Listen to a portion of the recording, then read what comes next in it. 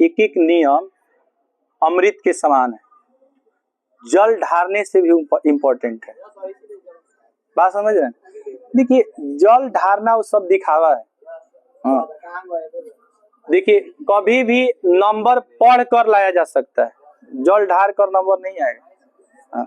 कुछ लोग भ्रम पाल रहे हैं कि पूजा कर लेने से सरस्वती पूजा में सरस्वती जी खुश हो जाएंगे। नहीं, देखिए बेशक ईश्वर में विश्वास रखिए, लेकिन एक बहुत हद तक याद रखिएगा कि ये सारा चीज जो देख रहे हैं ना वो ढोंग है, इसके अलावा कुछ नहीं। आप बताइए गोपालगंज में एक घटना हुई थी, आप लोगों को मालूम होगा, दशहरा पूजा में भगदड़ के कारण एक व्यक्ति का मौत हो गया था। मेरा प्रश्न उस दुर्गा माँ से है कि यदि वो अपने भक्तों का संरक्षण करती हैं तो जब भगदड़ हुआ तो उनको उस दिन प्रकट होना चाहिए। अगर शक्ति है ईश्वर में तो शक्ति वहां न दिखाना चाहिए। कोई भक्त आपके दरवाजे पर आके औलाद से मर जाएगा, दबा के मर जाएगा, नहीं मान सकते हम आपको देवता। अगर आप देवता हैं ठीक है, जो गलत काम कर रहा है, जो ये कर रहा है, छोड़िए उसको। अच्छा काम के लिए आपके कोई दरवाजे पर आया है तो उसकी सुरक्षा किसकी जिम्मेदारी? आप यहाँ क्लासरूम में आए हैं, आपके साथ कोई घटना हो तो वहां हम खड़ा नहीं रहेंगे तो हमारे बाप खड़ा रहेंगे, हमको खड़ा होना पड़ेगा, क्योंकि आप यहाँ हैं तो आप हमारी दायित्व है। आपके साथ कुछ भी होता है तो उसके लिए सबसे पहले हमको जाना है। आपके पिताजी नहीं आएंगे, क्लास में कोई चीज होता है, आप पूरी मेरी जिम्मेदारी है। तो कोई भक्त भगवान के पास आता है तो वहां किसकी जिम्मेदारी?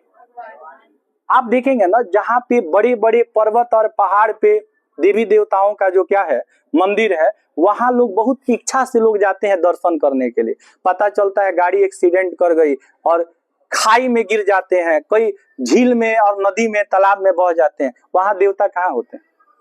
सब दिखावा है, ढोंग है। इन चीजों पे ज्यादा विश्वास नहीं करना।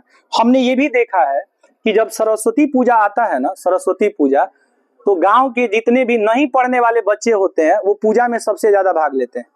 नहीं पढ़ने वाले डांटा लाठी लेकर के चंदा काटते हैं रोड पर।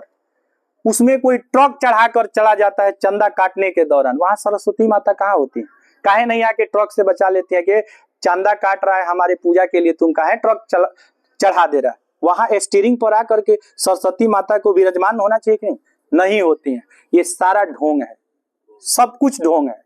बस आपको करना है तो क्या करना है?